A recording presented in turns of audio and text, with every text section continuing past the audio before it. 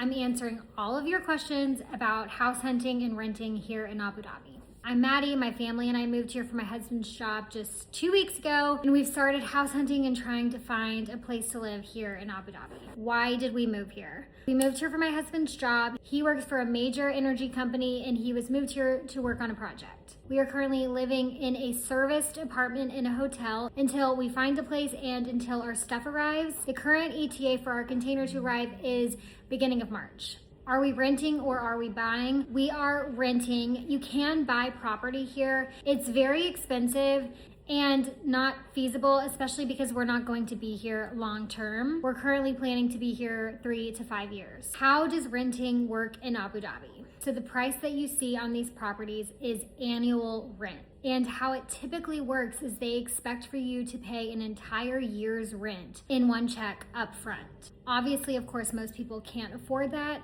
So the other alternative is some landlords and buildings will allow you to pay in 2 payments. Others will allow you to pay quarterly in 4 payments.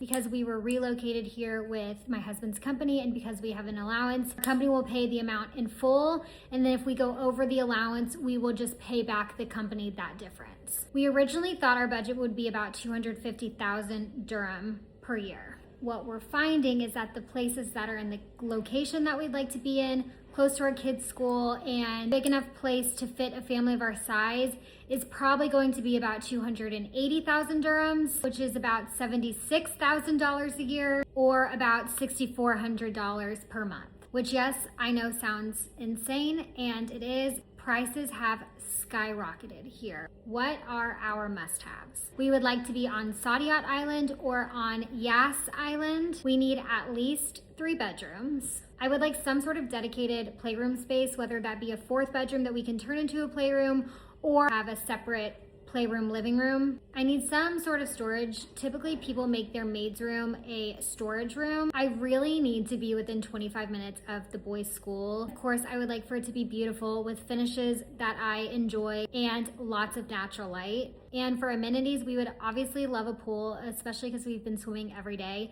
We'd also like a gym and a playground on property. Okay, the last question, what is a maid's room? Why do all of the apartments and villas have them? It's very common for locals to have live-in nannies. Most Americans and Canadians, at least the ones that I know and Jake works with, don't have people that live with them. If they have anyone, it's usually a housekeeper that comes like once a week or comes and goes every day. Okay, I think that's all the questions, but if you want to know more or if you want me to elaborate on anything, drop it in the comments and I'll answer it.